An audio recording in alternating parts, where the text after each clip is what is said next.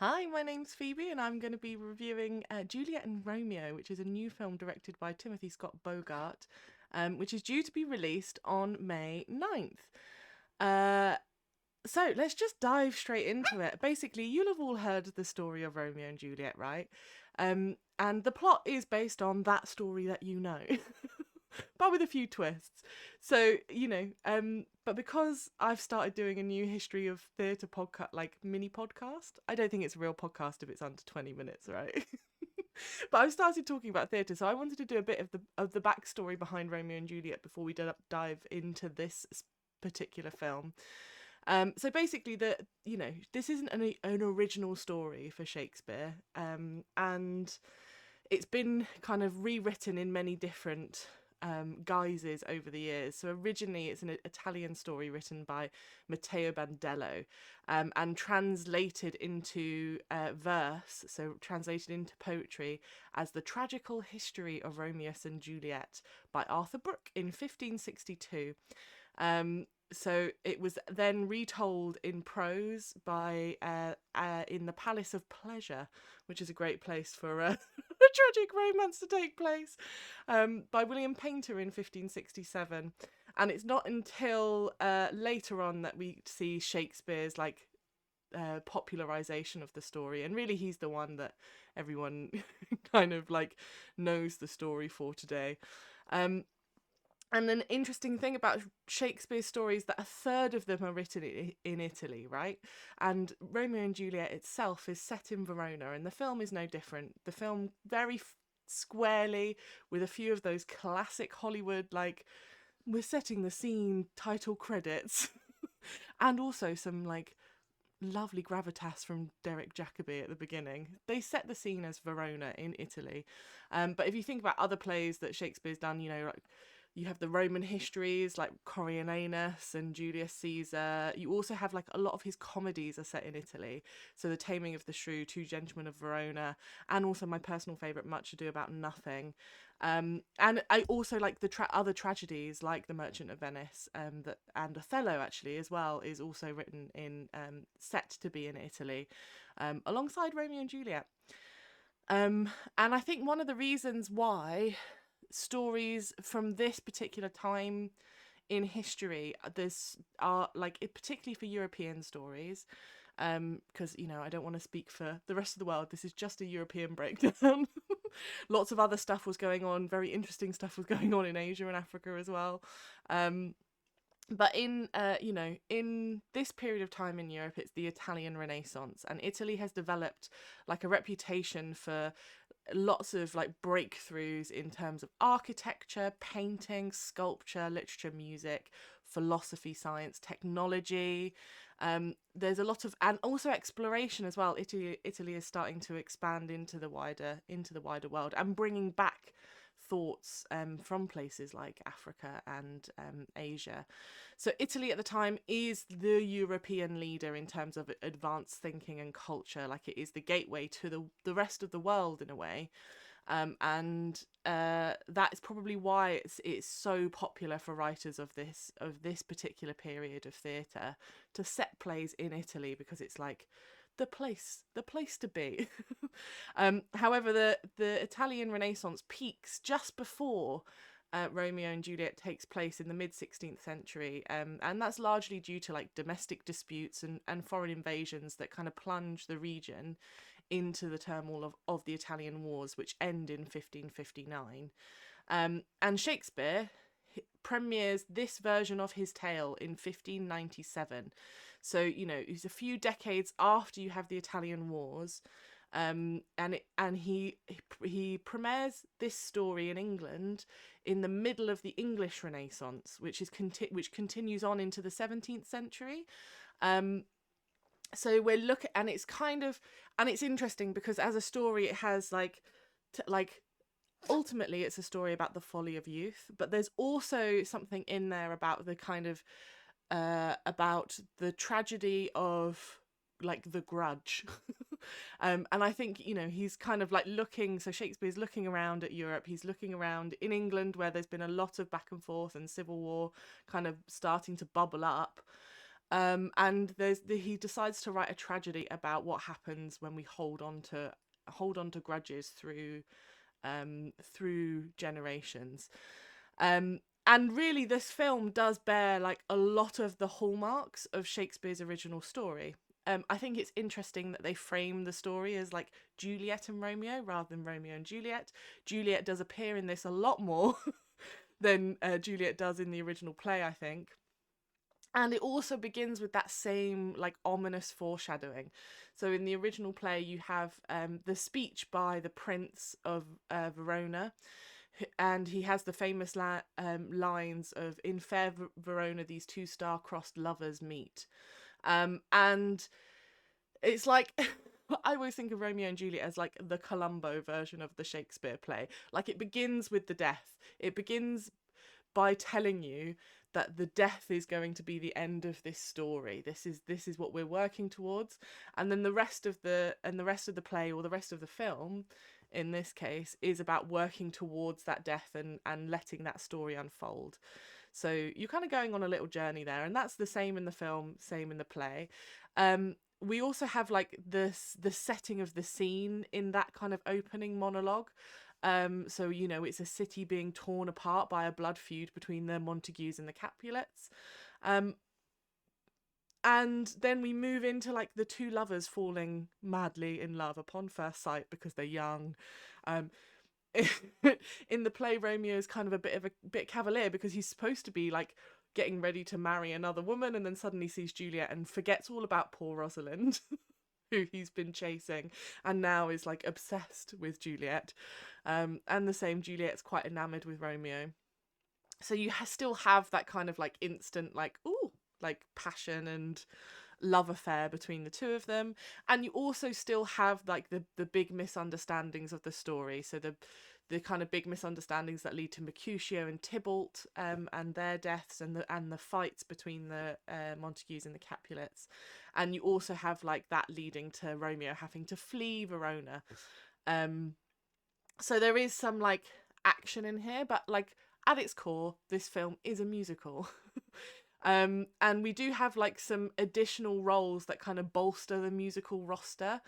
So well, they're not additional, but they're kind of like they're way more extra than in the plays. And one of my favorites by far, and I think is like one of the stronger changes that this story makes to your classic Romeo and Juliet tale, is that of the apothecary.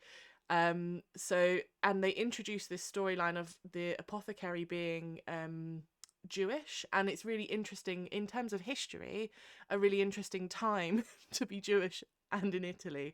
So throughout the 16th century, you see a migration of Jewish people from the Papal States up into the north of Italy, and then out of Italy and into wider Europe. Largely because in lots of places, so Italy's operating under principalities at the time, and lots of cities govern themselves and have their own rules. And quite a few of the cities ban Jews from and exile Jews. So Jews are having to flee from their homes into wider Europe. And so like around the kind of 1556, you see like conditions growing really bad for the Jews in Europe. And the Venetian Republic in 1580s, you see many of the Jews from Venice and the surrounding areas migrating into Poland and Lithuania commonwealths, and establishing kind of large populations in Eastern Europe as well. So the Jews are originally expelled from Spain in 1492 as well, so they've already come from Spain, and many of them find refuge in under the Principality of Naples at the time. And with this kind of like mass migration of people, at its core, it's people, right? And people, and the Jewish people at the time are like placed in like the heartlands of the Renaissance. They're picking up architecture, they're picking up learning, they're picking up poetry and philosophy. They're creating some of this thinking as well. So we have some great scientific thinkers and architects and poets of the time, and then they're carrying this these stories and this learning and knowledge and culture across wider parts of Europe. So with the migration of people also goes the migration of the Renaissance itself. Which is really, really interesting time.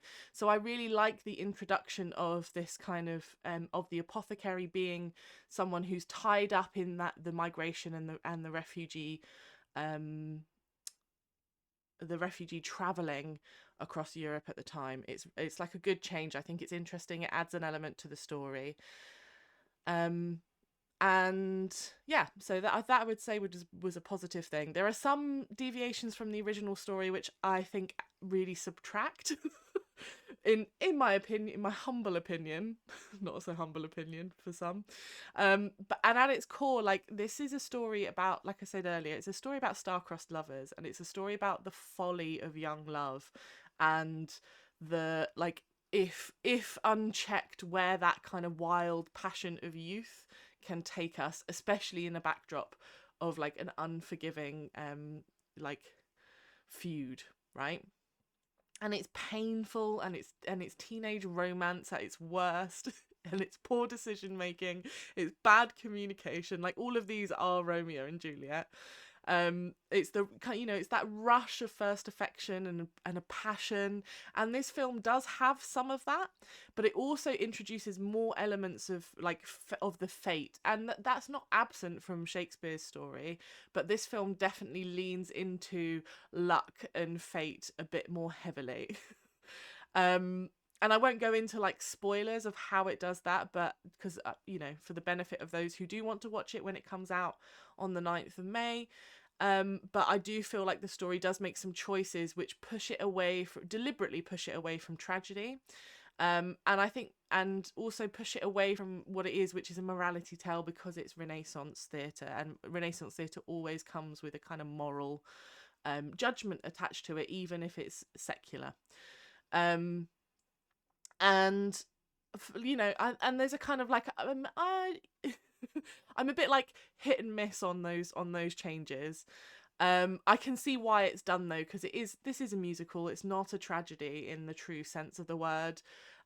Because like a true tragedy, all of the tragedy comes really from the characters' own flaws and their own hubris and their own bad decision making. Whereas this kind of leans more into, you know, they're almost like victims of fate at one point, and it's a bit like, meh, kind of care less. I care less about that, because it's like victims of circumstance are less interesting to me than flawed characters making bad decisions and then tragedy unfolds. Like, I find that much more interesting. So that's a bit challenging. You know, Juliet's a bit too clever as well in this, which actually is a positive change, I think, and maybe also one of the reasons why it's called Juliet and Romeo rather than Romeo and Juliet. But she's definitely much cleverer. She's much like snappier, much less obedient, and just a more modern like heroine for the story. Romeo as well is a bit more redeemable. Like in the play, he's actually not that great.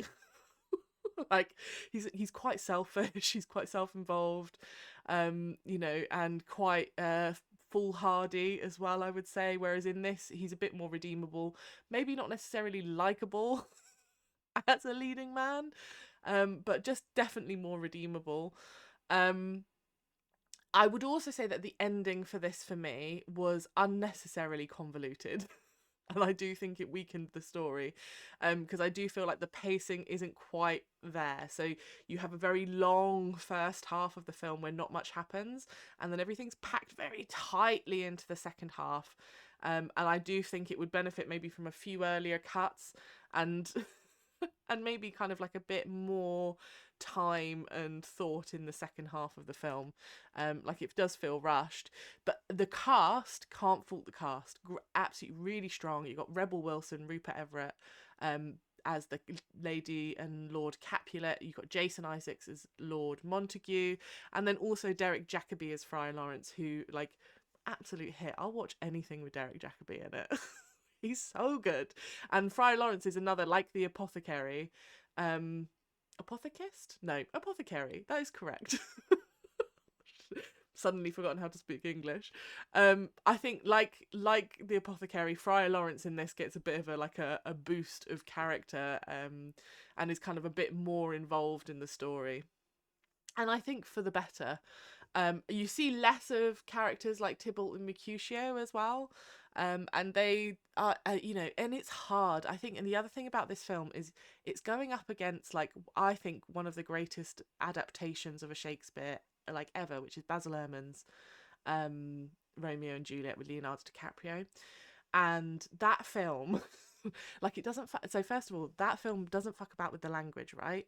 And this film has like some weird scripting choices, which I'm not quite sure if they're conscious or or if it was kind of accidentally done. So, but the script, the way the characters talk changes quite dramatically, and at time it doesn't feel very cohesive in Juliet and Romeo. So, like, for example, the Capulets speak, the Lord and Lady Capulet, when they're talking to each other, speak in this quite archaic type of English, but it's not prose. It's not the kind of original Shakespeare prose. Um, but it feels very stiff, very formal. Um, and then at other times it slips into this kind of like almost like almost a little bit hackneyed kind of like informal teen rom-com type language, which is a bit weird for me. And it feels like a kind of an attempt at Bridgerton, but less good. um, However, I would say that the songs are good. They're like, there's not none of the songs are like, oh god, I hate this. Um, I think the opening numbers may be a bit weak. There are like the first three songs are all very similar, and all have a very similar emotional beats. So I think because of that, it like that's part of why the first half drags, because you kind of don't have a lot of levels. You don't have a lot of things changing. But in terms of like the actual score of the music itself, very catchy, very poppy, like high beat, high energy pop, which I personally love. So I wasn't mad at it. And I also kind of really like how the choreography and the staging and the actual world itself is built into the sound score. So, at one point they're like, the women are like flicking their skirts, and the sound of them rhythmically flicking their skirts is incorporated into the beats of the song, and the same for like the clicking of blades, I think. And I would say that Wicked does a similar thing. This is kind of very similar in that strain of like the world creates some of the percussive moments to it, so that's quite fun. Um, and but there is also, I would say, like the set, like maybe too many reprisals, or like maybe it's not that they're reprisals, but too many songs that kind of sound very similar. Um, the best song by far, absolutely by far, was the Apothecary song "I Should Write That Down," which is really fun. And also has that kind of like fun farcical musical thing of like one person trying to distract another person while also giving them kind of expositional plot. So that's really fun, the way he's kind of like walking around and like stopping Derek Jacobi from like looking into his workshop a bit more. And yeah, there's a kind of interesting tension as well in the song of like Derek Jacobi being Friar Lawrence and therefore representative of the church in Italy at the time. And then you have the oh my god, English. Your man who does the herbs. He's like walking around and and he's there as representative of like scientific thinking and like modern medicine of the age, creating these poisons that will kind of like lead to the final part of the story for Romeo and Juliet. And I think there is something kind of gorgeous about that just that whole interplay, that whole play. If there were more of those moments, I think I would have really like, this would be like one of the best musicals I've ever seen, because I think that is like the peak of this story. um but as it was, I think this is a great Sunday afternoon film to watch. Like, it's personally, I've watched this I am today quite hungover. So I watched this just before I started recording. And and it was a good film to watch, like where I just needed to kind of veg and have somewhere like just transport me to another place. It didn't really demand anything of me like terribly emotionally wise. I was able to kind of just zone out into the film. So I think, you know, if you're feeling a little bit delicate, if you're feeling like you just need like a little cozy moment, give this a go. Like a musical's always a good shout in those moments if you like musicals. Um, yeah, so it's not, you know, it's not a bad film. It's probably not going to be like in my regular roster, and I won't be rewatching it anytime soon. But I'd say give it a go if you like a musical, give it a go. You might enjoy it. Everyone can sing. Well, everyone who does sing sings. There are some characters who are conspicuously there just to deliver drama and don't do a lot of singing, and I think that maybe is also a choice. Like some of the characters really give gravitas rather than I'm here to perform for you. um yeah, which is fine. So like everyone has to have a certain job on a in a story, and then even if it was all the same, it'd be really boring.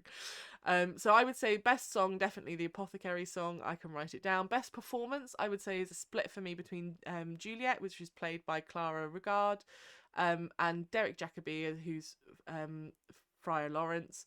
Both great performances. Both managed to are really compelling, really convincing. Really get the pacing of what they're doing perfectly. And of course, like, you know, Derek Jacobi as a friar is just makes me want to go watch Cadfael as well, which is another great Sunday watch. And it's so good to see him in any film. Like if I see him on a cast list, that immediately I'm like, I'm gonna probably enjoy at least the bits where he's on screen. And then I think there's also honourable mentions to Rupert Greaves. So he's one of the characters who doesn't do a lot of the dancing. He's the Prince of Verona. And he plays it very straight down the line. And it even has like a kind of like villain moment, which was a bit of a shock. That's another kind of slight deviation. And yeah, he does it very well. He does it, you know, he is the just lawmaker in the story, the prince. And the one trying to keep the city together, while this kind of enormous feud is playing out in amongst its nobles. And he does that really well. And again, great to see Rupert Greaves in anything. I'm always happy to see him. And also, I think Martina Ortez Luis, who plays the Veronica, who's kind of one of the side characters, absolutely stunning voice. Like just purely on voice alone, I thought she was absolutely stunning. And could have seen more of her for sure. Oh, she pops up a lot anyway. Rebel Wilson has a few good moments. Yeah, so give it a go, see what you think. It's out on May 9th. Yeah, and yeah, see what you think. I actually am now going to go and watch Cadfael because I'm on a Derek Jacobi like Google hole now. So I hope you also enjoy your this will probably actually come out tomorrow on Monday, but I hope you enjoy your week. Also check out Nerdy Up North. So this Sunday's podcast will be We Love the 80s. So it'll be Paul and Sammy looking at kind of films and characters and like figures of the 80s that kind of like make their nostalgia tingles happen in their hearts, which is absolutely gorgeous. We've got Top Grumps coming up as well, and on Tuesday, and we also have the Women of Wonk have also just released a podcast, which check it out. So it's Captain Janeway. Is Captain Janeway a villain? Great great angle to take on Janeway, because you know she is a bit more ambiguous in terms of the job that she has to do, and I loved listening to that as well. I was listening to that in bed last night when I couldn't sleep, and I was like, oh, this is so good. And you know, like those conversations where you're like, I'm sleepy but I need to hear this play out. It was, for me, I was having that with the Wonk podcast. So definitely go check out that came out last week. And then on Friday we've got Mashley on Anime Club, so come back, I'll be there. So you know, I've got to say it's good, but Chris will also be there and he's amazing. So yeah, come on back.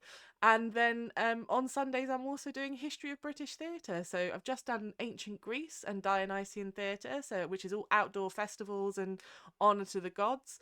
And next week we'll be going to the gladiatorial colosseums of Rome, which will be super fun. And then the week after that, we'll be moving into the medieval. We'll be landing on British soil, with the cycle plays and the church using theatre as a way to kind of educate the masses. So definitely check out all of the good stuff that Nerdy Up North has to offer by giving us a subscribe, give us a like, give us a comment, and I will catch you later. Bye!